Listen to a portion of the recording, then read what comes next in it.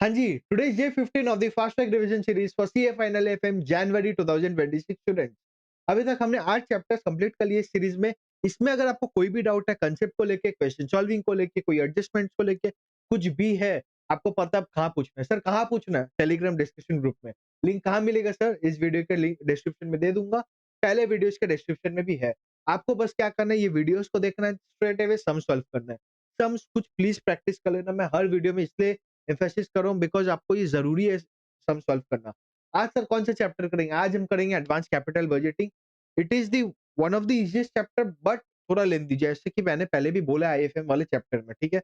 If you are new to this channel, a brief about me. मैं हूँ अमन अग्रवाल, आपका दोस्त, आपका mentor and I am a CA final and a CA tutor. So let's start today with the advance capital budgeting. हम क्या-क्या करना है इस चैप्टर में पहले वो सीखेंगे as always we do and then we will straight away go to the sums with the concept, ठीक है?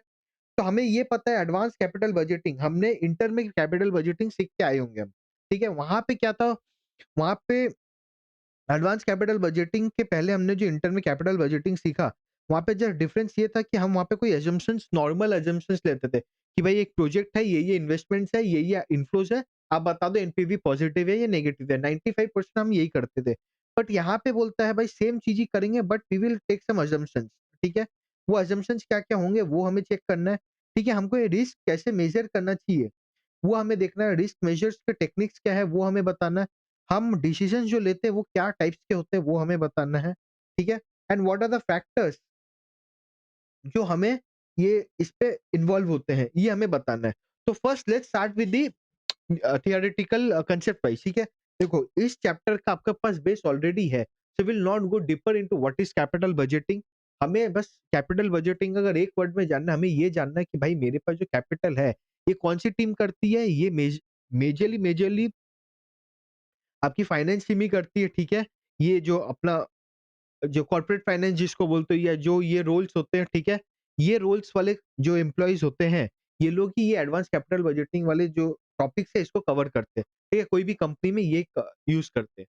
सर क्या है?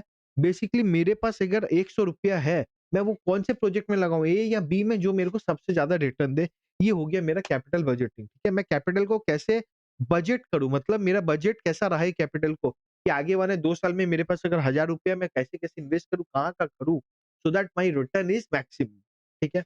Now what is advance in it before the inter, inter से अलग क्या है? यहाँ पे हम असम्पशन्स लेते हैं कि भाई इन्फ्लेशन जो है, वो चेंज होते रहेगा। Inflation is a major role in the project, कोई भी प्रोजेक्ट में। आज अगर मान लो कोई इंफ्रा का प्रोजेक्ट है, जैसे आप गवर्नमेंट प्रोजेक्ट्स को देखोगे कि गवर्नमेंट जब कोई प्रोजेक्ट लाती है, बोलती है भाई 5 साल में खत्म कर दूँगा। अगर मुंबई का मैं बात करूँ, मुंबई की ये जो मेट्रो लाइन है, ये बहुत पहले से इनका डिसाइडेड था, ठीक है? बट एक कॉस्टिंग पे आया था, मान लो 100 करोड़ का प्रोजेक्ट था। आज जाके वो 220 करोड़ का हो गया। The reason only is because of inflation, कि आपने जब 2010-12 पे सोचा होगा, that was in a some different costing और आज वो कॉस्ट बढ़ गया है। क्यों बढ़ गया? Because of the inflation. तो सबसे बड़ा फैक्टर इन्फ्लेशन होता है एंड ऑब्वियसली आप जब एक प्रोजेक्ट को लेते हो, आपको हर एक चीज़ नहीं पता होता है। तो बीच-बीच में जब आप प्रोजेक्ट आएगा, मतलब या वर्किंग समय जो प्रॉब्लम्स आएँगी, उसके के लिए भी कॉस्टिंग बढ़ जाता है, दैट इज़ डिफरेंट।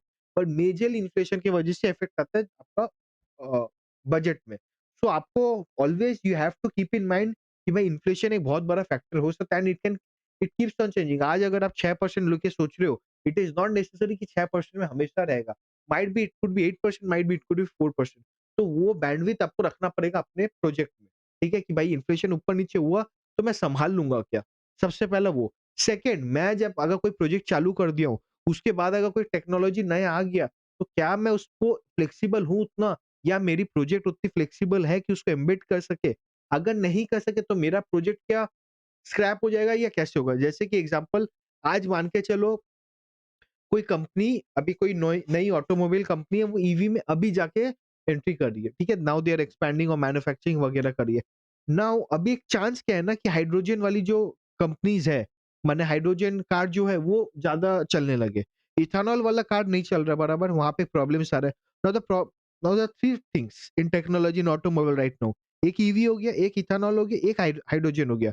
अगर कोई कंपनी है जिसको लग रहा है इथेनॉल और ईवी में मैं चलता हूँ, बट देयर आर प्रॉब्लम्स, उसने इसलिए नहीं किया था पहले। पहले 5 साल इसलिए उसने नहीं किया बिकॉज़ उसको लगा कि भाई ये प्रोजेक्ट वायबल नहीं है, 5-10 साल में ये बबल खत्म हो जाएगा।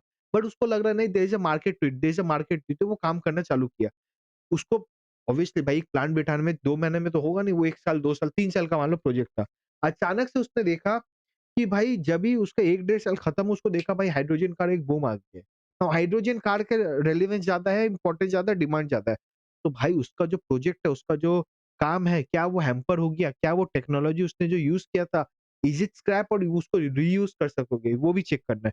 There could be another possibility कि भाई आपका वो ईवी वाला मैन्युफैक्चरिंग प्लांट सेटअप है, मान लो टाटा मोटर्स, आज उसका ईवी का मैन्युफैक्चरिंग प्लांट सेटअप है महिंद्रा का भी। अचानक से जो हाइड्रोजन आया, क्या हाइड्रोजन कार को वो लोग जो है उसको मेंटेन कर पाएगा, मतलब वो ले पाएगा क्या अपने प्लांट में कि वो जो इसका ईवी का प्लांट है वो बेकार हो जाएगा? उसमें क्या उसको इम्प्रोवाइज़ करके हाइड्रोजन को यूज़ कर पाएगा, हाइड्रोजन कार को मैन्युफैक्चर करने के लिए फैसिलिटीज़ ला पाएगा? अगर yes, then it is fine, तो वो भी आपको कंसीडर करना पड़ेगा। सो द पॉइंट इज़ कि एक इन्फ्लेशन हो सकता है, उसके वजह से आपका कॉस्ट ऊपर-नीचे हो सकता है। The second could be the technology. Technology अगर चेंजेस हो गए, because technology such a thing, it changes rapidly, very rapidly. पहले अगर 1 एक्स से 10 एक्स जाता था, now it's going 1 X to 1000 X, बराबर? It keeps on rapidly changing. आज सुबह क्या है, रात को क्या पता नहीं चलता है। तो ये भी आपको कंसीडर करना है when you are taking a project, और इफ औ और एल्स जब कोई एक प्रोजेक्ट चल रहा है, ठीक है? कोई एक रनिंग प्रोजेक्ट है, उसपे भी you have to take a call 1 साल में या ड 2 साल में, कुछ भी एक फ्रीक्वेंसी में, कि भाई ये प्रोजेक्ट इट्स फाइन, यहाँ पे कोई नया टेक्नोलॉजीज़ तो आनी है जो मेरे मार्केट को खराब कर देगा। अगर कोडक ये करता, नोकिया ये करता कि भाई मेरा मार्केट खराब नहीं कर दे, तो आज वो जिंदा रहता। भले ही they are doing some other businesses, but at least in the mobile phones Nokia would be the leader, अगर वो अपने आप को चेंज कर लेता। Kodak would be the number 1 in the digital era, in the digital camera, अगर वो अपने आप को इम्प्लीमेंट कर देता, बराबर? So these are the things. तो ये मेरा मेरा असम्पशन्स हुआ, पहला technology, second was inflation. The third and the most uh, क्या बोलते हैं, unpredictable factor is the government policies. Government कभी भी कुछ भी ला सकता है।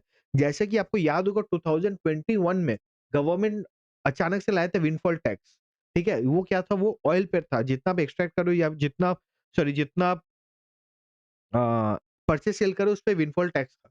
नाउ द गवर्नमेंट कोई भी एक सेक्टर को, आज जैसे एजुकेशन सेक्टर पे यूपीएससी वाले जो भी एग्ज़ाम्स है, गवर्नमेंट सिविल सर्विस एग्ज़ाम्स है, उसपे बहुत सारे नियम कानून है फॉर प्राइवेट कोचिंग। तो अचानक से आया, अग्रीड कि वहाँ पे प्रॉब्लम था उसके लिए आया, and that is a good cause. I am not going there. What I am trying to say कि कोई भी इंडस्ट्री, कुछ भी, गवर्नमेंट एक नोटिस लाके सब खत्म कर सकता है, कोई भी जगह।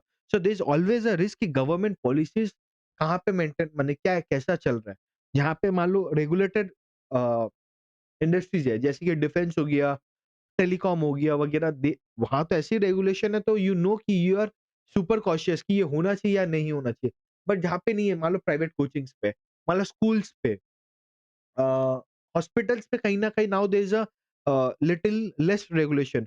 कोई एक न्यूज़ आया, कोई एक रेगुलेशन आया, खत्म कर दे सकते हैं इस इंडस्ट्री को। हेल्थ केयर इंडस्ट्री स्पेसिफिकली, ठीक है? तो असम्पशन्स ये हो सकते हैं, ठीक है?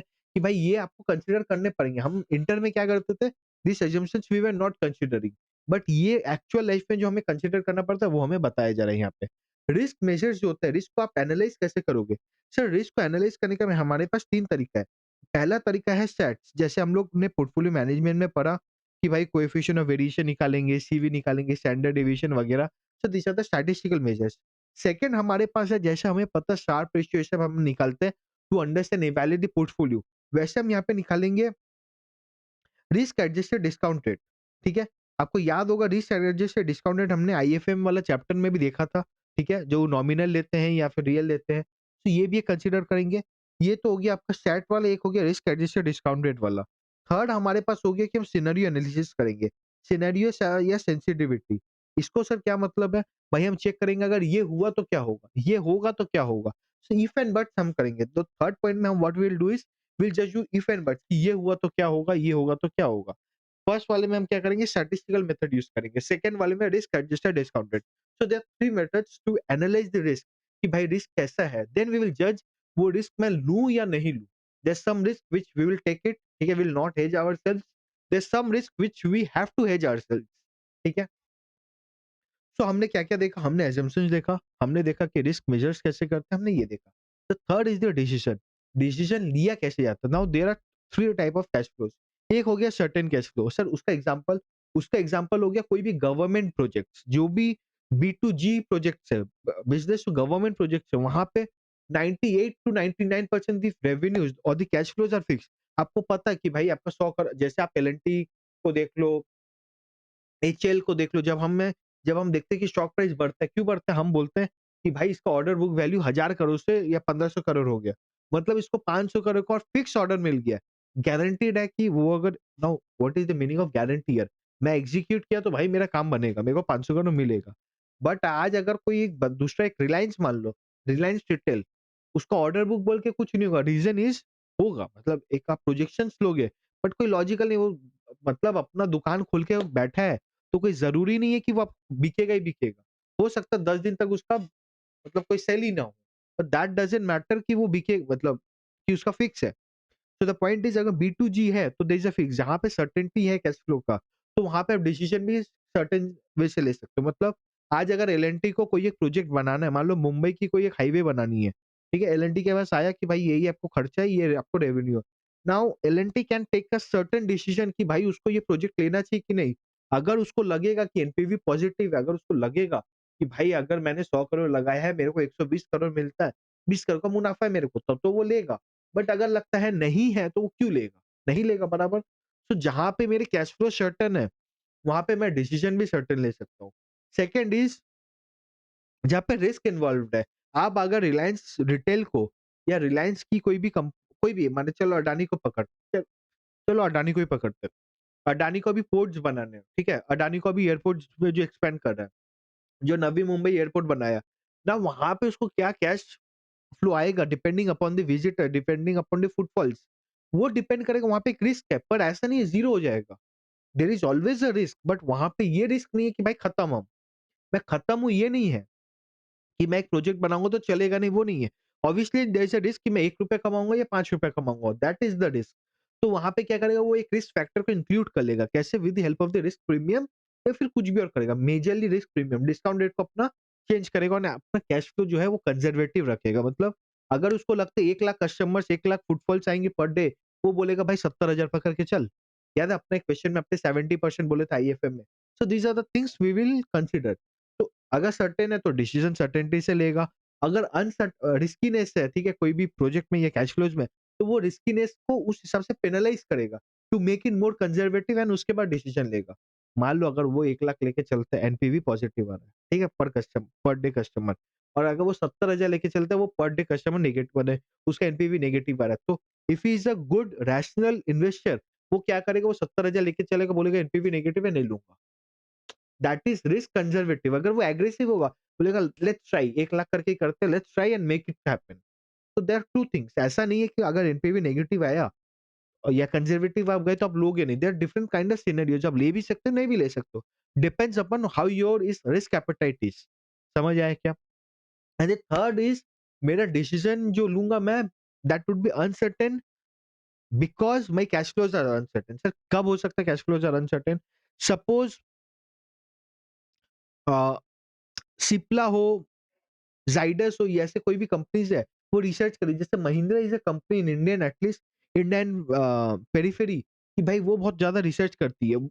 Not in India, but it is one of the Indian companies जो ज़्यादा रिसर्च करती है। वो हर एक चीज़ पे रिसर्च अपना करती है। सो वो जो रिसर्च करी वो ज़रूरी नहीं है कि वो आपको मतलब फ़ायदा दे। अगर मान लो वो सपोज़ आई डोंट नो, मतलब वो मान लो सपोज़ वो करती है कि भाई विंड एनर्जी से मैं गाड़ी चला सकता हूँ क्या? सपोज़ इसके ऊपर कोई रिसर्च कर रहा है वो, ठीक है? नाउ द पॉइंट इज़ वो रिसर्च है, वो फ्रूटफुल होगा कि नहीं, दैट इज़ मतलब हाइपोथेटिकल सिनेरियो कि हो सकता है कि नहीं। जहाँ पे अनसर्टेन है कैश फ्लोज़, वो हो सकता है कि नहीं हो सकता, डिपेंड करेगा उसके ऊपर मैं वो प्रोजेक्ट लूँ या नहीं लूँ। मान लो विंड एनर्जी से उसको आया कि हाँ भाई हो सकता है। अगेन दैट इज़ अनसर्टेन, कभी हुआ नहीं है, when there are no things happening there, कि कुछ हुआ नहीं है कभी, तो वो अनसर्टेन हो गया ना। जब ये अनसर्टेन होगी उसको डर लगेगा, भाई मैं करूँ या नहीं करूँ? तो वहाँ पे और वो कंज़र्वेटिव चलेगा। समझ आया? तो these are the type of decisions वो लेगा depending upon the cash flows. तो कैश फ्लो अगर सर्टेन होगा, सर्टेन डिसीजन होगा। अगर वो रिस्कीनेस होगा तो उस हिसाब से पेनलाइज़ करेगा। अगर वो अनसर्टेन होगा तो उस हिसाब से वो डिसीजन लेगा। समझ आया? हाँ या ना? हाँ सर। अब आएँगे हम फैक्टर्स पे। फैक्टर्स क्या हो सकते हैं? There are 2 types of factor, एक होगी इंटरनल फैक्टर, एक होगी external factor. Sir internal, external क्या होता है बता दो? इंटरनल फैक्टर मतलब आज अगर मैं एक प्रोजेक्ट लेता हूँ, मान लो रिलायंस एक प्रोजेक्ट लेता है, भाई उसके अंदर की प्रॉब्लम्स, उसके कंपनी के खुद की प्रॉब्लम्स भी तो उसका प्रोजेक्ट हैम्पर कर सकती है। मान लो चलो वो नहीं, अभी बोट में क्या हुआ, बोट अभी आईपीओ ला रहा है, बराबर? उसका जो मैनेजमेंट है, सीईओ है, आई थिंक उसने रिज़ाइन किया। और एक कौन सी कंपनी के बारे में आया था न्यूज़, जिसका सीईओ वगैरह रिज़ाइन कर रहे हैं। Now this is a internal matter, उसके वजह से क्या होगा, there are lot of fact. आज मान लो बोट का CEO, sorry if I am wrong with the Boat का सीईओ, कोई बंदे ने तो रिज़ाइन किया, I am not collecting it, recollecting it कि किसने किया है। तो मान लो उसने रिज़ाइन किया, अब उसने कोई एक प्रोजेक्ट चालू किया था। ही हैड मोर नॉलेज और he had that confidence in that project, तो वो अगर वो चल जाएगा ना, वो प्रोजेक्ट भी हैम्पर होगा। And that is a practical point, मतलब ये कहीं बुक पे लिखा हुआ नहीं है।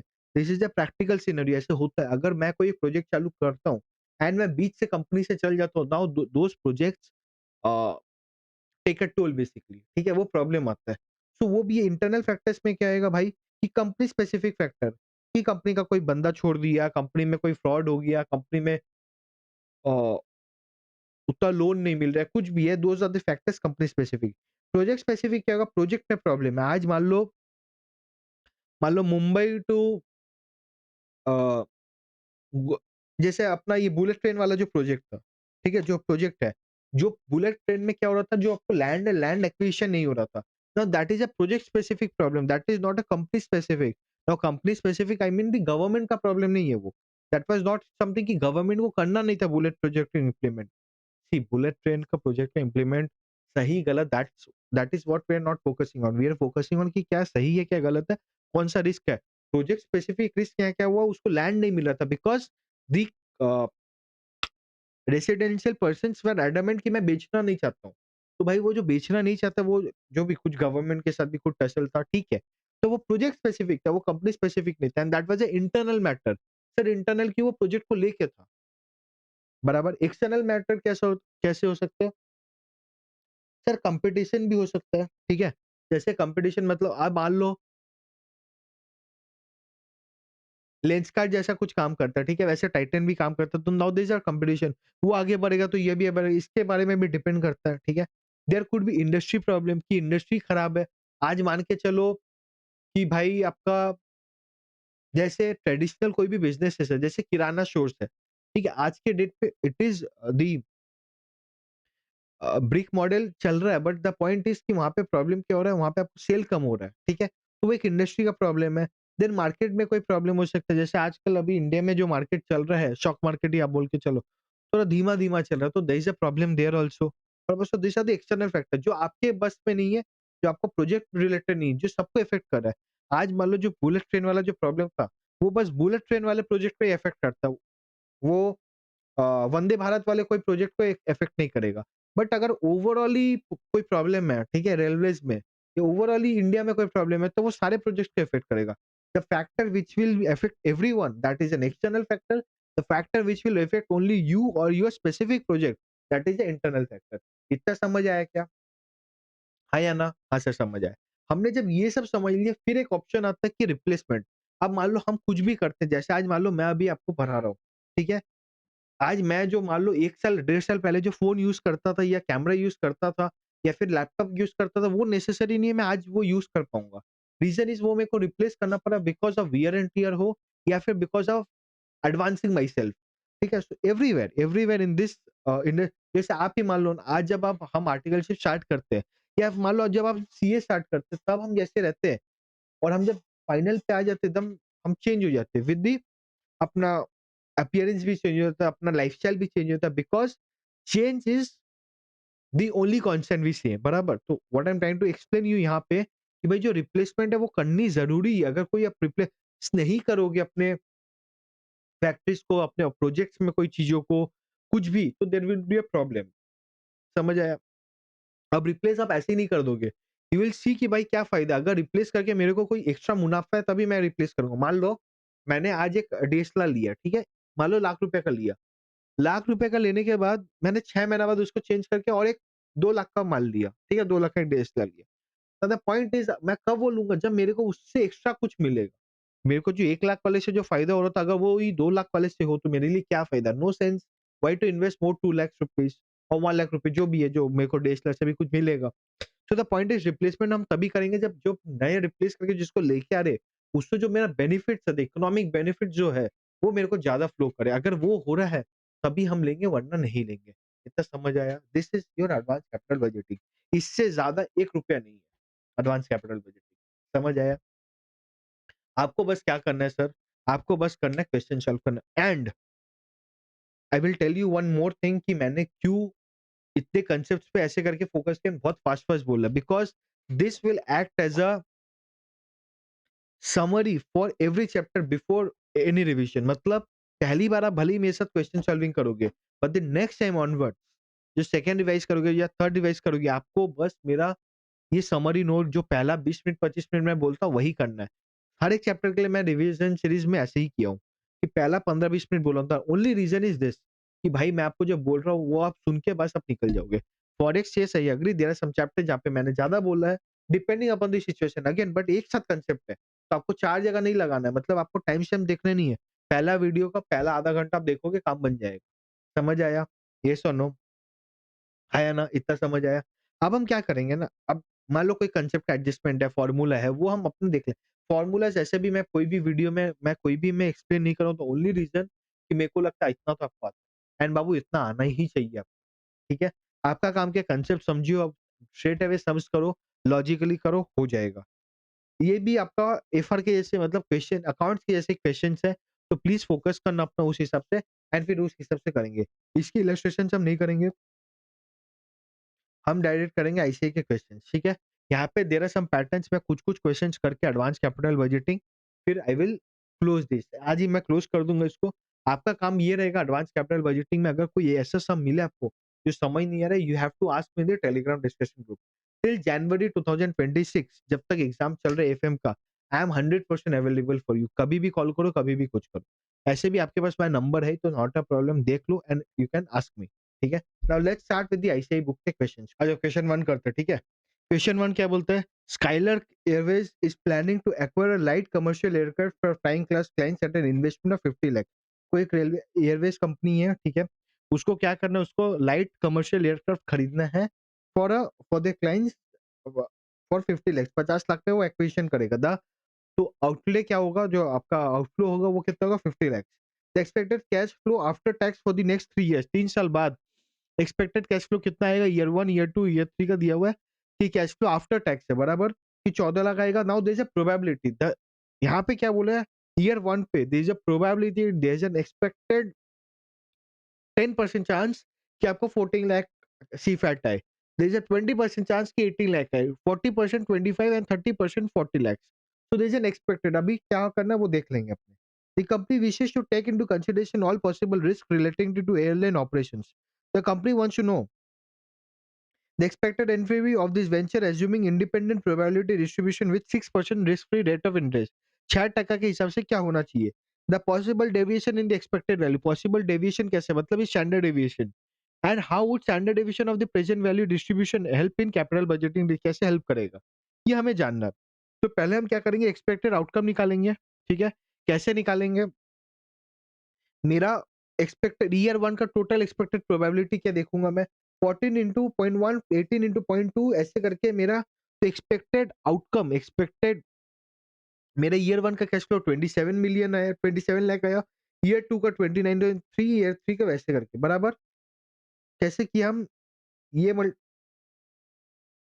ये मल्टीप्लाई बाय ये इक्वल टू इसका टोटल सेम इसका बराबर। ये करने के बाद मेरा एनपीवी ये मेरा कैश फ्लो आ गया। अब एनपीवी क्या आएगा? ईयर 1 पे अब इसका प्रेजेंट वैल्यू निकालेंगे। 27 का प्रेजेंट वैल्यू 6% पे बराबर, 6% पे ये निकाले तो मेरा present value of cash inflow आ गया 74 लाख।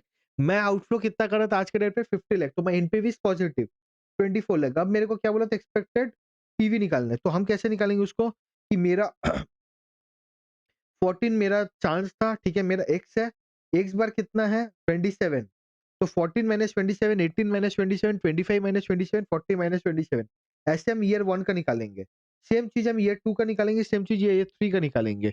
ईयर 1 का तो मेरा आया ये, एक्स माइनस एक्स बार करके ये आया, इसका स्क्वायर प्रोबेबिलिटी से मल्टीप्लाई करके मतलब मेरा ईयर 1 का स्टैंडर्ड डेविएशन इज़ 85.4, ठीक है? सॉरी वेरिएंस, तो उसका स्टैंडर्ड डेविएशन इज़ 9.241 बराबर। सेम चीज़ हम ईयर 2 का निकालेंगे, ईयर 3 का निकालेंगे। करने के बाद हम क्या करेंगे, इसको बेसिकली हम क्या करेंगे, आपको इसका पीवी निकालेंगे। समझ आया? मतलब ईयर 1 का 8 9 क्या आ रहा था? 9.9 9.241 85 पॉइंट देखो 85.4 डिवाइड बाय 1 प्लस आरएफ। अभी मेरा जो भी टाइम है मल्टीप्लाइड बाय 2 बराबर? तो ऐसे करके मेरा ये आ गया। Standard deviation is a statistical measure of dispersion. It measures the deviation from a central number that is mean. ये थ्योरी पार्ट है, वो आप देख लेना, that is not important. But obviously हम स्टैंडर्ड डेविएशन नॉर्मली नहीं करते, हम क्या करते हैं, इसके हिसाब से हम कोएफिशिएंट ऑफ डिटरमिनेशन निकालते हैं या कोएफिशिएंट ऑफ वेरिएशन निकालते हैं, उसके हिसाब से हम काम करते हैं, ठीक है? वेरिएशन जो नॉर्मली निकाला जाता है। क्वेश्चन 1 समझ आया कि ईज़ी था कि हाँ सर। क्या निकालना था सर बाबू? हमें पहले निकालना था हर एक साल का एक्सपेक्ट कैश फ्लो बताओ, उसके हिसाब से पीवी निकालो और उसको एनपीवी से आउटफ्लो से माइनस कर लो, एनपीवी आ जाएगा। सेकंड में मेरे को पता है स्टैंडर्ड डेविएशन निकालने। अब स्टैंडर्ड डेविएशन हर का अलग होगा, तो उसके हिसाब से हम निकाल लेंगे, हर ईयर का, ठीक है? क्वेश्चन नंबर 2 एक ही है, question number 3। Question number 3 CV निकालना है। सीवी हमने पोर्टफोलियो मैनेजमेंट में निकाला था बोल के मैं यहाँ पे छोड़ दे रहा हूँ, ठीक है? याद है कोएफिशिएंट ऑफ वेरिएशन निकाला था हमने। Question 4 not important because variance standard deviation हम पोर्टफोलियो मैनेजमेंट में ऑलरेडी निकाल चुके हैं। Will not waste our time in calculating it. Question number 5 is also same.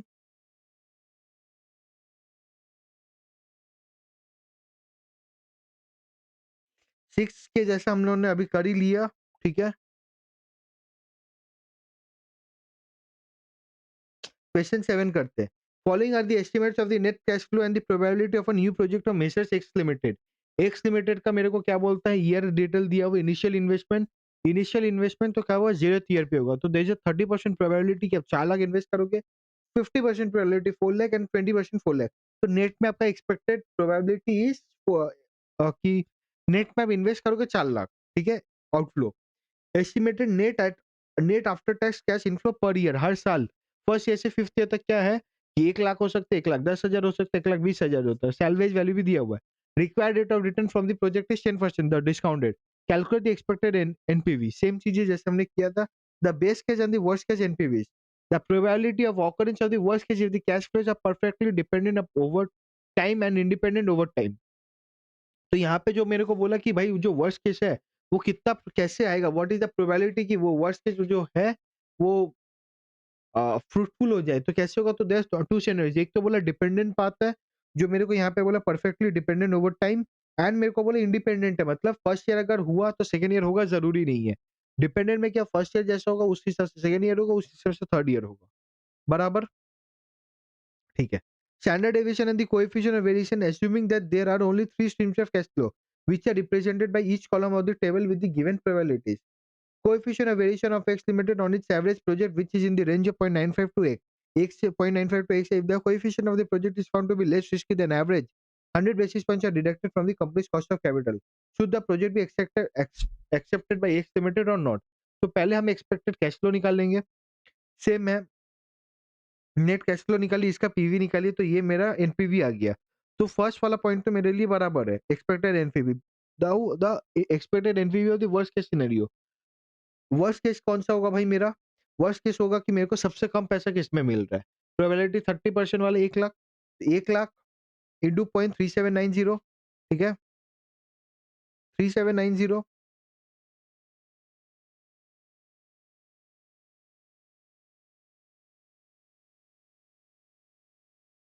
और 20,000 मेरे को मिलेगा एस्टिमेटेड सैलवेज वैल्यू, तो वो भी हम पकड़ लेंगे,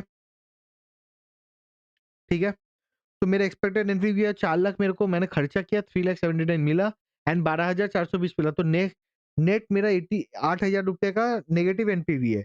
बेस्ट केस में क्या होगा, सबसे ज्यादा कितना मिला 1,20,000, क्योंकि 1 लाख था, 1,10,000 था, 1,20,000 था। 1,10,000 इज न्यूट्रल, सबसे वर्स्ट 1 लाख मिलना, कम मिलना, एंड सबसे ज्यादा मिलना है, that is the best case.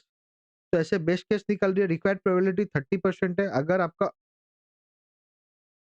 भाई डिपेंडेंट ओवर टाइम है तो 30% रिक्वायर्ड प्रोबेबिलिटी तब है 0.35 का टू दी पर 5 बराबर, ये इसमें कोई बात नहीं है, ठीक है?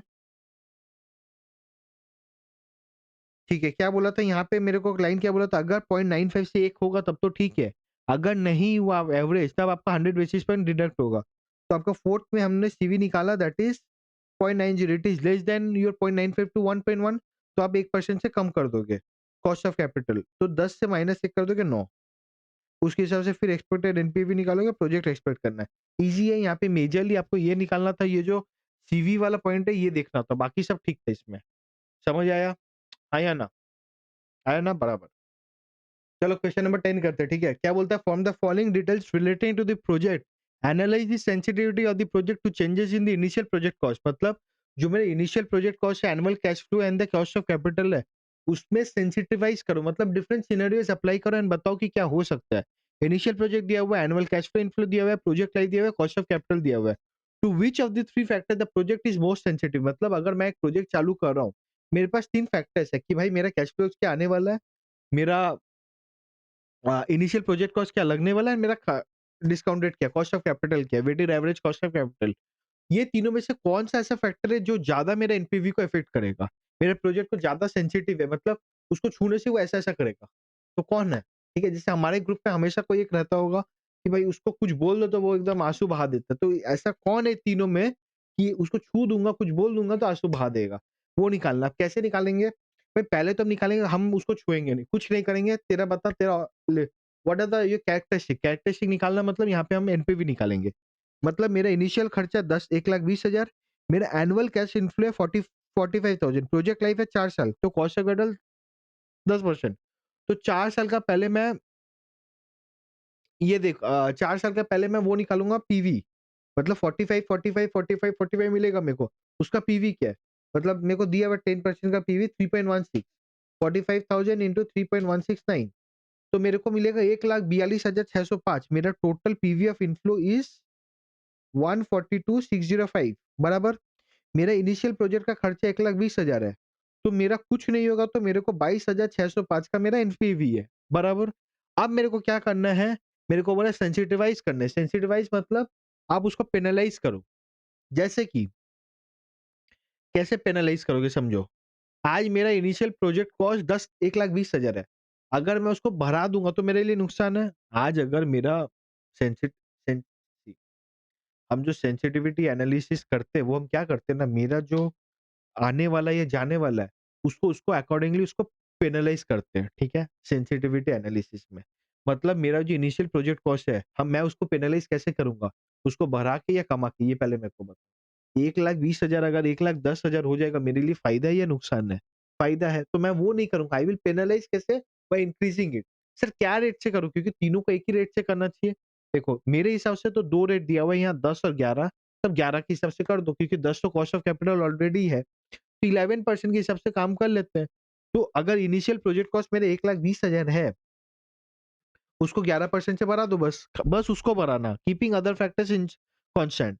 तो उसको अगर 11% से बढ़ाओगे तो मेरा क्या आएगा, 142,605 था मेरा, और 1,20,000 को कितने 11 से बढ़ा है ना, 13,200 से बढ़ा। तो मेरा एनपीवी में फ़र्क क्या आएगा, 22,605 आ रहा था, 13,200 रुपये से मेरा कम जाएगा, मतलब 9,405 आया मेरा, बराबर। Because of increasing because of because of increasing initial project cost by 11%, मेरा ये हो गया 9,405, बराबर। सेम चीज़ करेंगे एनुअल कैश इनफ्लो में। 45 के को मैं 11% से कम कर दूँगा बिकॉज़ मेरा जो पैसा आएगा घर पे, वो कम आएगा तभी मेरा पेनल्टी है। नाउ 45,000 माइनस 11% दैट इज़ 40,050 बराबर। तो 40,050 इंटू 3.103, 1,24,275 माइनस 1,20,000 दैट इज 4,275। ये मेरा आ गया एनुअल कैश इनफ्लो में। सेम करेंगे 10% में भी, ये 10 की जगह 11 हो जाएगा तो मैं निकाल लूंगा। तीनों का निकाल के मैं तीनों में चेंज देखूंगा, ठीक है, कि भाई ये 9,405 कितना से चेंज हो रहा है, 22,600 बेस से। 4,275 किससे कितना बेस से चेंज हो रहा है? तीनों में से जिसका बेस हायर होगा, जिसका परसेंटेज हायर होगा, वो मेरा ज़्यादा सेंसिटिविटी फैक्टर है। इन लोग ने क्या-क्या देखते हैं, कैलकुलेशन ऑफ एनपीवी प्रोजेक्ट बराबर है 22,605, हमारा भी आया था।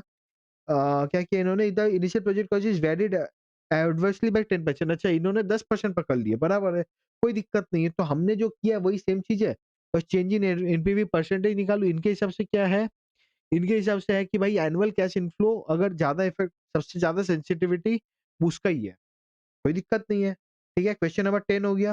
क्वेश्चन 11 नहीं करना है, ईज़ी है। 12, 12 भी ठीक है। 13 देखते हैं। क्या बोलते हैं, Unnat limited is considering investing rupees 50 lakh in a new machine. The expected life of machine is 5 years and has no scrap value. मतलब आज अगर 50 लाख का इन्वेस्टमेंट करेगा, उसका कोई लाइफ 5 साल का लाइफ है, salvage value zero, scrap value zero. It is expected 2 lakh units will be produce and sold each year at a selling price of 30 per unit. माने ये मशीन से हर साल 2 लाख का यूनिट्स बन सकते हैं, इनटू 30 मतलब 60 लाख का रेवेन्यू आएगा। It is expected that the variable cost will be 16.50। हर एक यूनिट का 16 रुपए 50 पैसा है खर्चा, and fix cost to be 10 lakh per year. तो टोटल ये मशीन बिठाने के बाद भी मेरा हर साल का खर्चा 10 लाख है। The cost of capital is 12% and the acceptable level of risk is 20%। मतलब भाई मेरे को मिनिमम तो 12% चाहिए, एंड ऊपर नीचे मेरे को 20% रिस्क मैं ले सकता हूँ। You are required to measure the sensitivity of the project net present value to a change in the following project variables. Same question like question number 10। क्या बोलता है, पहले तो भाई ये मेरे को दिया हुआ है, मेरे को बोलता है सेंसिटिविटी निकालो। ठीक है, टू मेजर दिस एंड किसको किसको चेंज करके, सेल प्राइस को मतलब 30 को चेंज करना पड़ेगा आपको, 2 लाख को चेंज करना पड़ेगा, 16.5 को चेंज करना पड़ेगा। On further investigation it is found that there is a significant chance that the expected sales volume of 2 lakh units per year will not be achieved. उसको लग रहा है 2 लाख अचीव नहीं होगा। The sales manager would suggest the sale volume could depend on expected economic share which could be assigned by the following probability. आप क्या बोल रहे हो ये, पहले तो बोला 2 लाख मिल जाएगा, उसके हिसाब से एनपीवी निकालेंगे, फिर बोला मेरे को सेंसिटिविटी करो डिफरेंट वेरिएबल्स का, बराबर है।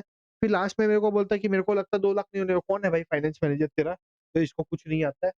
कोई बात नहीं, 2 लाख नहीं है तो बोला प्रोबेबिलिटी है। अगर इकोनॉमी गंदी तरीके से चलेगा ट्रम्प की वजह से 1.75 बेचेंगे हम। अगर दुनिया जैसे मोदी जी चला रहे वैसे चलेगा तो 2 लाख। अगर ट्रम्प जी ने बहुत कुछ हमारे ऊपर आशीर्वाद दे दिया तो बहुत अच्छी इकोनॉमी चलेगा तो 2,25,000। Calculate the expected NPV of the project and give your decision whether company should accept the project और नॉट। लेना चाहिए नहीं लेना। पहले मैं नॉर्मल एनपीवी निकालूंगा, कैसे, 50 लाख जैसे minus plus normal 2 lakh unit into 30 minus 16.5 minus 10 lakh हर साल। तो ऐसे करके हम पीवी निकाल लिए। तो मेरा क्या हुआ, मेरा जो पीवी है एनपीवी है दैट इज 11,28,500, बराबर। अब मैं देखूंगा मेरा सेंसिटिविटी एनालिसिस क्या बोलता है। मेरा जो सेल प्राइस है मैं इसको क्या करूंगा, यहाँ पे हम क्या करेंगे ना, हम ऐसा प्राइस निकालेंगे जैसे मेरा एनपीवी 0 हो, हम ये पकड़ के यहाँ पे कर रहे हैं। सेम चीज हम करेंगे सेल्स वॉल्यूम में भी। यहाँ पे पहला वाला में हम कंसीडर क्या कर रहे थे, क्वेश्चन नंबर 10 पे, क्वेश्चन नंबर 10 पे हम, क्वेश्चन 10 पे क्या बोला था, हमें बोला था कौन सेंसिटिव ज्यादा है ये बताओ। तो वो जब ज्यादा हमें निकालना था एनपीवी में जो सबसे ज्यादा एनपीवी चेंज करेगा वो हम निकाल के बताएंगे। क्वेश्चन नंबर 13 क्या बोलता है, क्वेश्चन 13 मेरे को बोलता है you are required to measure the sensitivity of the project NPV to a change in the following project. ये भी मेरे को सेम ही चीज बोल रहा है, बट यहाँ पे पहले हम निकालेंगे क्या, मतलब भाई मेरा एनपीवी कितना से ऊपर नीचे होगा अगर मेरा ये प्राइस ऊपर नीचे हो। तो जब हमें कुछ पता नहीं हम क्या कर सकते हैं, यहाँ पे भी दोनों अल्टरनेट सॉल्यूशन से कर सकते हैं, ठीक है, कि भाई 10% से पेनल्टी दे वो वगैरह। बट हमें देखना है भाई अगर मेरा एनपीवी 0 है, अब बताओ उसको एक जगह को हम कांस्टेंट कर दिए, एनपीवी 0, अब बताओ कि क्या होने वाला है। आप ऐसे भी कर सकते हो, हर चीज को 10% से ऊपर नीचे पेनल्टी कर दो, ठीक है। जैसे सेल प्राइस को जो 30 है उसको 10% से कमा दो, सेल्स वॉल्यूम जो 2 लाख है उसको 10% से कमा दो, वेरिएबल को 10% से बढ़ा दो, तभी हो जाएगा, ठीक है। अब एक्सपेक्टेड एनपीवी क्वेश्चन नंबर जो इन्वेस्टिगेशन वाला वो तो सही था, समझ आया, ठीक है। क्वेश्चन नंबर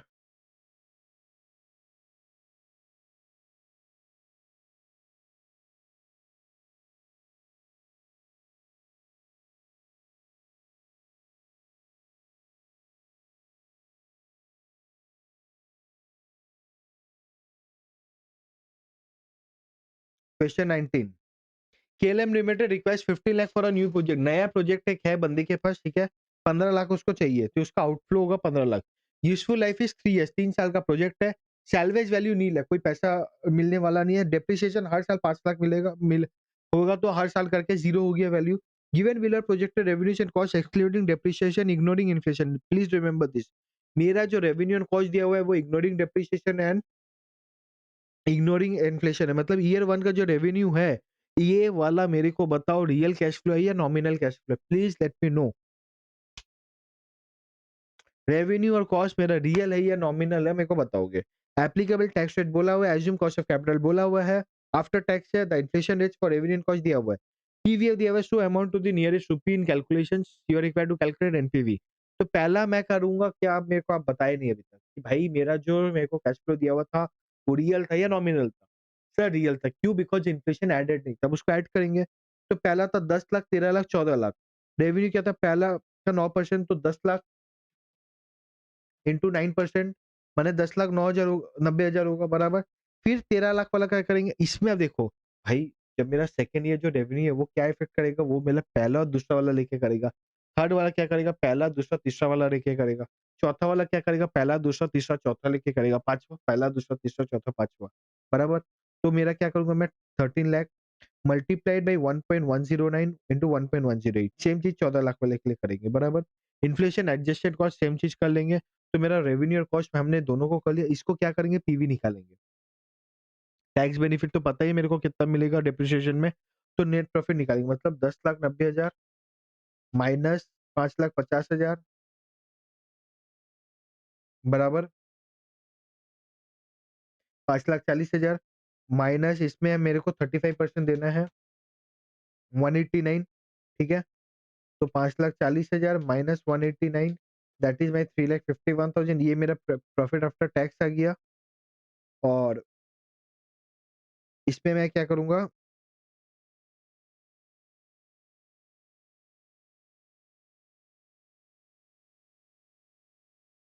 इसमें मैं क्या करूंगा? 1,75,000 ऐड कर दूंगा, बराबर। क्योंकि ये तो मेरे को बेनिफिट मिला, 5 लाख का जो मैंने टैक्स दिया था, 5 लाख जो मेरे डिप्रिसिएशन मैंने चार्ज किया उसका बेनिफिट मिला। तो नेट पे ये मेरा कैश इनफ्लो है, इसका मैं पीवी निकालूंगा। तो 15, तो मेरा एनपीवी 19,000 है। इजी है, बस यहाँ पे क्या था कि भाई रियल लेना है, नॉमिनल कन्वर्ट करना है। क्वेश्चन 22 करे, क्या बोलते हैं? An companies contemplating whether to replace an existing machine और to spend money on overhauling it. मतलब क्या बोलता है? भाई जो नया जो एग्जिस्टिंग मशीन है उसको मैं बदल दूं, फेंक दूं, या फिर उसको ही रिपेयर करके काम चलाऊं। Now this is the question of replacement कि भाई रिप्लेसमेंट करना चाहिए कि नहीं।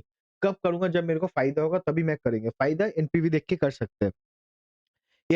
An company currently pays no tax, अभी कोई खर्चा नहीं लगता, टैक्स वैक्स नहीं देता है। The replacement machine cost 90,000 now and request maintenance of 10,000 eight the end of every year for 8 years. मतलब अगर मैं रिप्लेस करूंगा तो नया मशीन का प्राइस होगा 90 के, एंड हर साल मेरे को 10,000 देना पड़ेगा एवरी ईयर। दो मेरा मेंटेनेंस कॉस्ट 10 के जाएगा। At the end of the 8 years it will have a salvage value of 20 K and it would be sold. तो 20,000 का उसका सैल्वेज वैल्यू रहेगा। The existing machine requires increasing amount of maintenance each year and its salvage value falls each year as follows. मतलब अभी जो present पे है, जो आपका एग्जिस्टिंग मशीन है उसको बोलते हैं आज अगर मैं बेच दूं ना, तो मैं 40,000 में बेच सकता हूँ। लेकिन अगर मैं नेक्स्ट ईयर बेचूंगा तो मेरे को 25,000 मिलेगा, उसके नेक्स्ट ईयर 15,000, उसके नेक्स्ट ईयर 10,000, उसके नेक्स्ट ईयर तो मिलेगा ही नहीं कुछ। और मैं अगर हर साल कंटिन्यू करते जाओ तो मेरा ये मेंटेनेंस कॉस्ट है। अपॉर्चुनिटी कॉस्ट ऑफ कैपिटल 15% बोला मेरे को। बोला when should the company replace the machine, मेरे को ये बताने बोला है। कब करना चाहिए? फर्स्ट ईयर करना चाहिए, second year, third year, fourth year, अभी या नहीं करना चाहिए? Present value of an annuity of rupee 1 per period for 8 year at the interest rate of 15%, 4 point to be received after 8 year। तो मेरे को फ्यूचर वैल्यू भी बोला है। तो मैं क्या करूंगा? इक्विवेलेंट कॉस्ट ईएसी जो इसको हम बोलते हैं, क्योंकि देखो यहाँ पे क्या हो रहा है ना, रिप्लेसमेंट में कि आपको एप्पल टू ऑरेंज कंपेयर नहीं कर सकता, आपको एप्पल टू एप्पल कंपेरिजन करना पड़ेगा। मतलब चाहे दोनों को साथ लेके आओ या दोनों को नीचे लेके आओ। मतलब जैसे कि वो आप अमिताभ बच्चन वाला वो मूवी देखे हो जहाँ पे अमिताभ बच्चन और जय बच्चन रहती है, कभी खुशी कभी गम होगा, जहाँ पे कि टाई बांधना होता है, ठीक है, अमिताभ बच्चन को। तो जय बच्चन को वो एक वो पीढ़ा देता है, ठीक है, to stand up on the table and then stand up on the end tie पहनाने का, ठीक है। तो वो कम आप सेम लेवल पे लेके आ रहे हो। अगर वो नीचे रहेंगे तो वो टाई नहीं पहना पाएंगी, बराबर। सेम चीज यहाँ पे है। आप अगर एक दोनों को कंपेयर उल्टा ऊपर-नीचे करोगे तो नहीं कर पाओगे। आपको दोनों को साथ में कंपैरिज़न करना पड़ेगा कि भाई ये यहाँ है, ये यहाँ है। आप बताइए दोनों में कौन सही है? ऐसे करके। तो ईएसी ऑफ नया मशीन, कॉस्ट ऑफ नया मशीन क्या 90,000, मेरा पीवी निकालो फ्यूचर वैल्यू का 10,000 का, हर साल 10,000 लगेगा, तो 10,000 मेरे को 8 साल के लिए लगेगा। इसका पीवी कैसे 1.15 बोला, 1.15 divide y equal to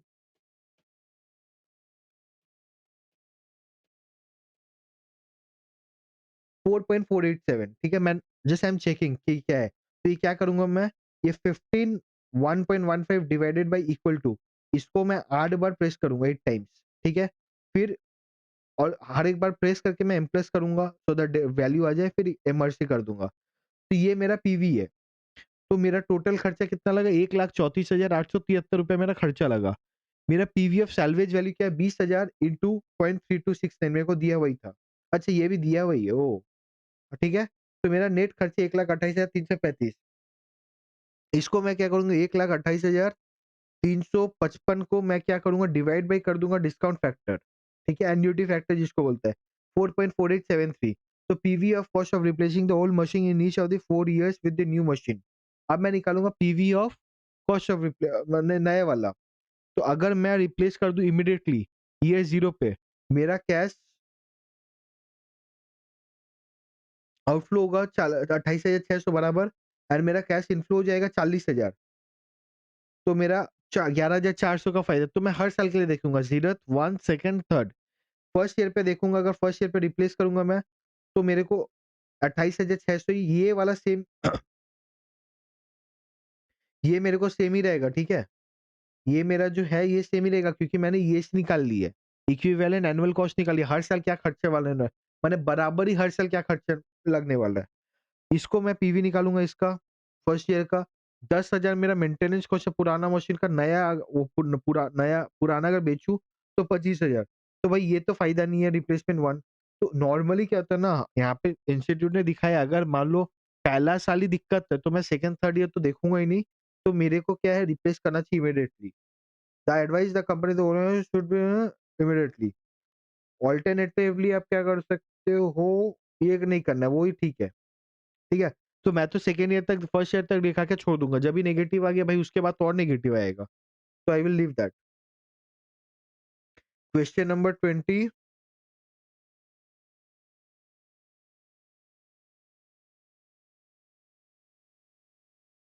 23 and 24 आप करके मेरे को बताओगे आपको कोई दिक्कत है क्या? 24 इज़ सेम, मेरे को इक्विवेलेंट मतलब इक्विवेलेंट कॉस्ट निकालना है, मतलब हर साल इक्वली क्या कॉस्ट होगा। मैं पीवी-ईवी सब करके मैं बोलूँगा भाई हर साल मेरा ये कॉस्ट है, सारे फैक्टर्स लेके। समझ आया? 23, 24 में 24 मेरे को देख के बताओगे?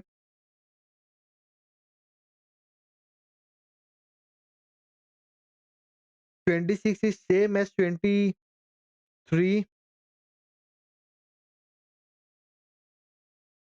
ठीक है? सिमिलर क्वेश्चन सारे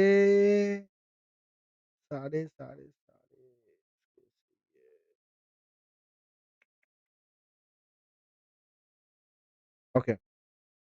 Question number 31. SS company is considering the replacement of its existing machine with a new machine. एक सेकंड। अ, उ, उ, उ, उ,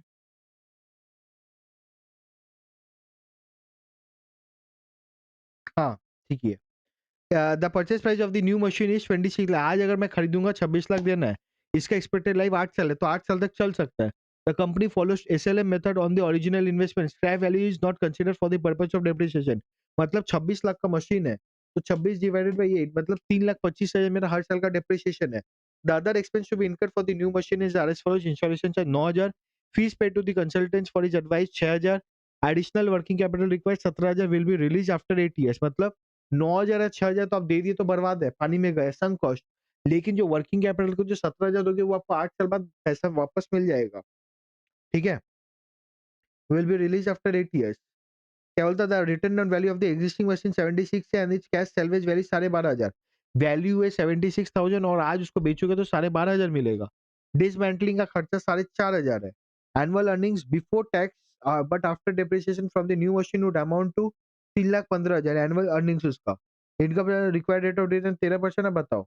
तो मैं क्या करूंगा, एनुअल डेप्रिसिएशन निकालूंगा 26 लाख 9,000 6,000 26 लाख, इसको मैं डिवाइड कर दूँगा, ठीक है? हमने तो निकाला ही था 3,25,000 है, वो एक ही है।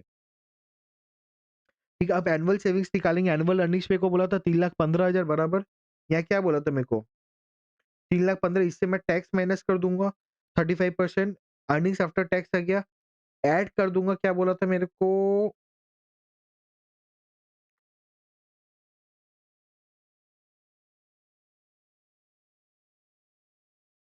एनुअल अर्निंग्स दिया था, तो मैं सेविंग्स को ऐड कर दूँगा ना।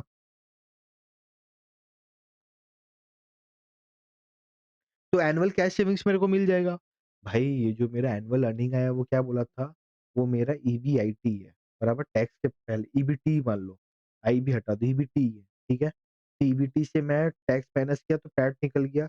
अब पैट में अगर मैं डेप्रिसिएशन डेप्रिसिएशन ऐड कर दूँगा तब मेरा एनुअल कैश वैल्यू निकल जाएगा कि भाई मेरा रोकड़ा कितना मिलेगा, बराबर रोकड़ा मेरे को मिल गया 5,31,000।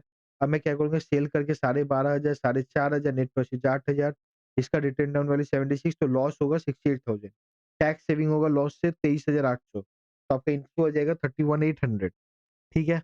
अब मैं क्या करूँगा इसको पीवी निकाल के मैं देखूँगा तो भाई नेगेटिव है तो मतलब आपको नहीं करना चाहिए। जैसे एनुअल कैश फ्लो दिया हुआ है मेरे को 5,31,000 मिलेगा पहला साल से 8 साल तक।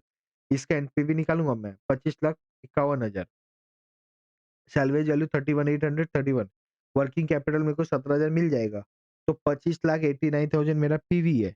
नॉर्मल अभी खर्चा कितना है मेरा 26,00,000 9,000 6,000 और 17,000 ठीक है? तो 42 के का नॉ नेगेटिव एनपीवी है। तो मेरे को नहीं करना चाहिए। सर इस पे क्या करना है? सिंपल है। भाई मेरा आज क्या खर्चा लग रहा है, मेरा खर्चा मेरे को पता है। मेजर प्रॉब्लम है मेरा इन्फ्लो निकालने में आपको प्रॉब्लम है। इन्फ्लो में क्या बोला है कि भाई मेरे को मैं एक मशीन लगाऊँगा तो मेरा फ्यूचर इकोनॉमिक बेनिफिट्स क्या मिलेगा? फ्यूचर इकोनॉमिक बेनिफिट्स एफआर के हिसाब से मैं बोलूँ, तो मैं वो मशीन को यूज़ करके मैं कितना कमा पाऊँगा? तो भाई ये बोला मेरे को एनुअल कैश इन्फ्लो आप हर साल कमा पाओगे 5,31,000 तो ये तो पहला साल नहीं 8 साल तक कमा पाऊँगा, तो इसका पीवी निकालो, निकाला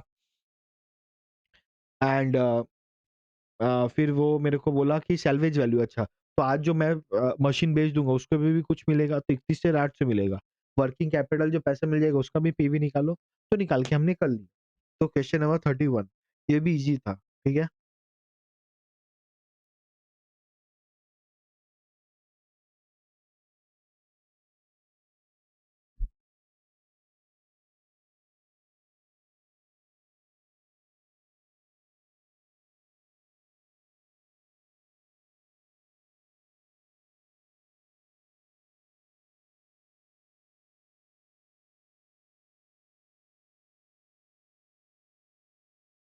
एक एडजस्टेड एनपीवी वाला हमारे वहाँ पे आईएफए में वो क्वेश्चन नहीं आया था, ठीक है?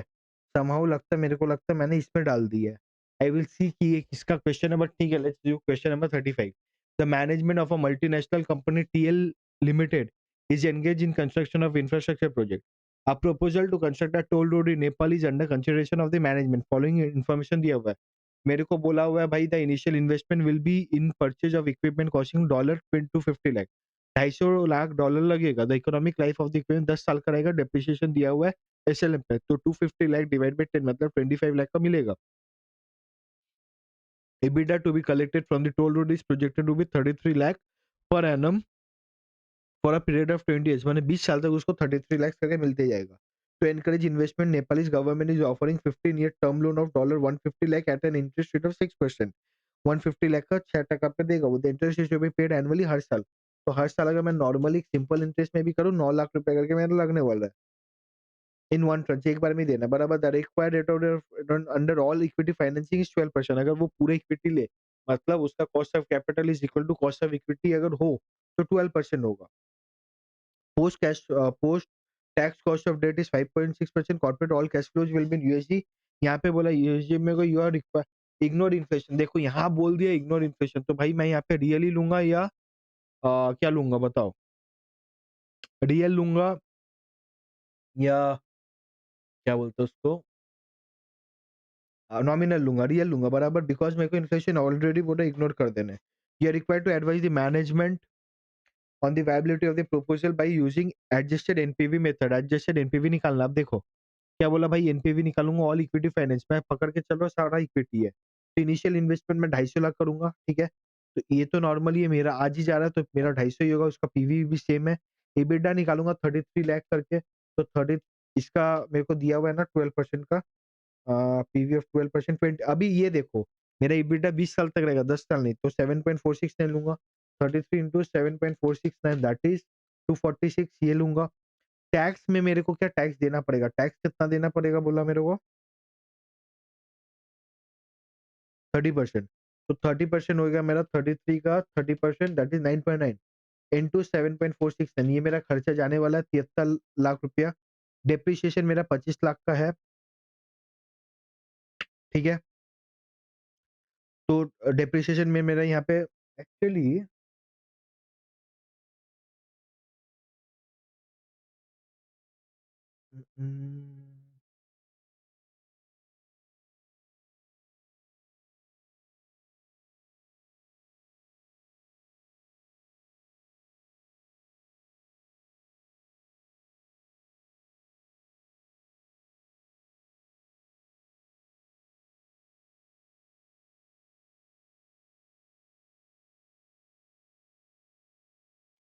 अच्छा, अच्छा, ठीक है। इन्होंने क्या किया टैक्स सेविंग को अलग से दिखा दिया, हम घूम के जाते एक ही बात है। तो टैक्स सेविंग ऑन डेप्रिसिएशन क्या बोला भाई 25 लाख रुपए हर साल मेरा बचता into 35% that is sorry 30% 25 into 30% 7.5 हर साल बचेगा। इसको मैं 10 साल तक बचेगा लेकिन ये। क्यों भाई मेरा कैपिटल मेरे को बोला था इकोनॉमिक लाइफ 10 साल है। तो 10 साल का पीवी निकालूँगा 5.650 तो मेरा एनपीवी नेगेटिव है मतलब अगर मैं लेना नहीं चाहिए बेस केस में तो। Present value of impact financing by debt अगर डेट से लेता हूँ तो क्या? लोन मेरे को 150 लाख का मिलता है, 8% करके मेरे को वो है 8% कैसे निकलेगा? नाउ मेरा टोटल 250 लाख लगने का था, 150 250 into 5.6 plus 100 divide by 250 into 12 100 divide by 250 into 12 4.8 150 divide by 250 into 5.6 8.16 हो रहा है, ठीक है? तो आप 8% लेके चलो, बराबर, ठीक है? आप वेटेड एवरेज कॉस्ट ऑफ देखो यहाँ पे क्या है, यहाँ पे दिया वही है तो आप पकड़ ले रहे हो, बट अगर निकालना भी रहता है normally weighted average cost of capital करके निकाल सकते हो, बराबर? तो इसका पीवी निकालो, लोन तो यही है, इंटरेस्ट मेरा ये जाने वाला है, टैक्स ऑन सेविंग ये है, रीपेमेंट ऑफ प्रिंसिपल ये है, तो 48.28 होगा। तो मेरा देखो एडजस्टेड एनपीवी क्या बोलते हैं मेरा बेस केस प्लस मैं जो इंटरेस्ट वाला फाइनेंस लूँगा उसका। तो मेरा बेस केस में क्या माइनस 35 के, तो मेरा माइनस 35 के plus PV of impact he है। तो मेरे को क्या बोलते हैं एडजस्टेड एनपीवी पॉजिटिव है तो TCL should accept the project.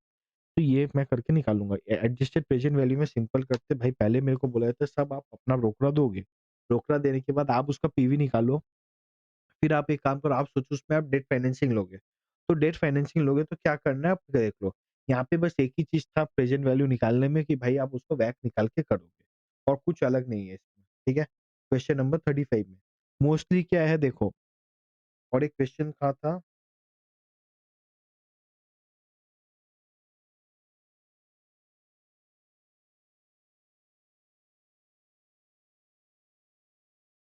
और एक क्वेश्चन है रुक जाओ।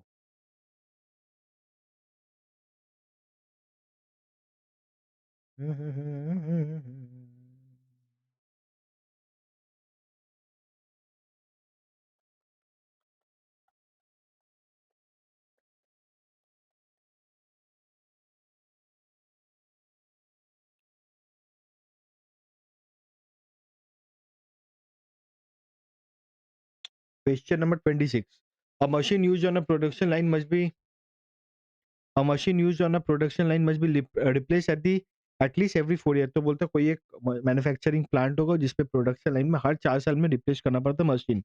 Cost incurred to run the machine according to its age are according to age बोलते हैं परचेज कॉस्ट मेरे को बोलता है आज 60,000 है। मेंटेनेंस कॉस्ट अगर 1 साल का मशीन है तो 16,000 होगा, 2 साल का मशीन है तो 18,000, 3 साल का 20,000, चौथा साल का 20,000। रिपेयर ये खर्चा है। स्क्रैप वैल्यू ये बोला। Future replacement will be made with the identical with same cost same खर्चा लगेगा। Revenue is unaffected by the age of the machine कुछ भी रेवेन्यू में फर्क नहीं है। Ignoring inflation and tax determine the optimum replacement cycle यहाँ बोला साइकिल निकालना है। So that is only question कि कितना दिन में उसको साइकिल चेंज करना चाहिए। आप तो बोल रहे हो 4 साल बस 4 साल में करना चाहिए, 5 साल में करना चाहिए, 6 साल में, 1 साल में या 2 साल में क्या करना है। PV of factors of the cost of capital बोला हुआ है तो यहाँ पे क्या करना रहेगा नॉर्मली जब हमें ऐसा क्वेश्चन आता है ऑप्टिमम रिप्लेसमेंट साइकिल निकालना बोलता है, अगर मेरे को कॉस्ट सेंटर मतलब खर्चा का बात कॉस्ट कॉस्ट के नॉर्मली बांटूँगा कितने दिन में रिप्लेस करना है, तो आप ये देखोगे किसका खर्चा कम है। जो स टाइम पे अगर 1 साल में आपको खर्चा कम लग रहा है तो वो निकालोगे, सेकंड ईयर में तो वो, थर्ड ईयर पे तो वो, फोर्थ ईयर पे तो वो। यहाँ पे भी हम सेम चीज़ निकालेंगे ESC equivalent annual cost. Equivalent annual cost निकालने के लिए हम पहले क्या करेंगे 1 मंथ रिप्लेसमेंट साइकिल देखेंगे। पहले साल अगर मैं रिप्लेस करूँ तो पहले ही ₹60,000 का खर्चा है। मेंटेनेंस कॉस्ट 16,000 लगेगा, रेसिडुअल वैल्यू मेरे को 32,000 मिल जाएगा। तो नेट नेट पे मेरे को 16,000 मिल गया, बराबर। सेकंड ईयर पे करूँ तो सेम चीज़ है, मैं देखूँगा नेट कैश फ्लो मेरे को 2,000 मिलेगा।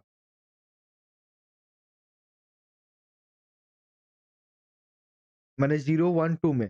थर्ड ईयर पे भी ऐसे, फोर्थ ईयर पे भी ऐसे। अब इसका एनपीवी निकालेंगे, ठीक है? First year, second year, third year, fourth year. अब रिप्लेसमेंट साइकिल कैसे करूँगा मैं फर्स्ट ईयर पे अगर मैं करूँ तो मेरा फर्स्ट ईयर का एनपीवी डिवाइडेड बाय मेरा डिस्काउंटिंग फैक्टर। सेम चीज़ सेकंड ईयर का NPV divided by the discounting factor. दोनों का सम अप करके बेसिकली।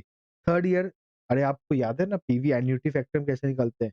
मान लो 15% का निकाले 1.15 डिवाइड बाय इक्वल टू पहला साल है तो 0.869 दूसरा साल है तो first year plus second year 0.756 समझ में आया क्या? जैसे हमने फर्स्ट वाले क्वेश्चन नंबर 10 पे निकाला था। ये समझ आया क्वेश्चन? तो मैं रिप्लेसमेंट साइकिल ऐसे करके निकालूँगा। अब इसमें मेरे को देखना है सबसे कम जो है वो लेना है। मतलब 52 ज़्यादा कब लेना है जब मेरा एक्चुअली यहाँ पे क्वेश्चन नहीं है अपना उस पे रहता है, क्या नाम है उसका? अपने फाइनेंस के एमएस में रहता है, ठीक है? तो वो अपना हटा दो, भूल गया था मैं। तो फिर यहाँ पे ईएससी में क्या पकड़ेंगे जो सबसे कम है वो लेंगे। तो सबसे कम यहाँ पे कौन से 43,114 तो यू विल कंसीडर दिस कि हर 3 साल में मतलब आप 4 साल में भी रिप्लेस करोगे तो गड़बड़ है। आपका महँगा खर्चा पड़ जाएगा। आप हर 3 साल में रिप्लेस करो। समझ आया क्वेश्चन नंबर 26? ठीक है, मोस्टली अपना और इस पे कुछ नहीं बचा, ठीक है? अपना कैपिटल बजटिंग भी हो गया। अभी कैपिटल बजटिंग में सम हमने एग्री की बहुत कम किया है बिकॉज़ जो भी सम्स किया that is the only thing कि ये डिफरेंट टाइप्स है। बाकी सब ये क्या कोई में इन्फ्लेशन एडजस्ट करना है, कोई में डिस्काउंटिंग फैक्टर एडजस्ट करना है, कोई में आपको देखना है कि क्या करना है। रिप्लेसमेंट वाले मेरे को 2-4 करवाने थे तो वो मैंने करवा दिया है। अब भी आपको अगर कोई डाउट है please let me know in the Telegram group या कोई भी आप नॉर्मली मेरे को डायरेक्टली कॉल कर सकते हो, कुछ भी कर सकते हो। Mostly we are covered with advance capital budgeting. हमारा था कि भाई हम टॉपिक को समझ लें क्या करना है एंड सम्स कर ले कुछ। सम्स ऑब्वियसली आई एग्री कि मैंने राइटिंग करके करूँगा तो भई आपको ही टाइम लगेगा। मेरे को लॉजिक समझाना था ये सम ऐसा होगा। अब आप देख लियो अब आपका काम क्या है बस आपको जाके प्रैक्टिस करना है। ठीक है? समझ आया?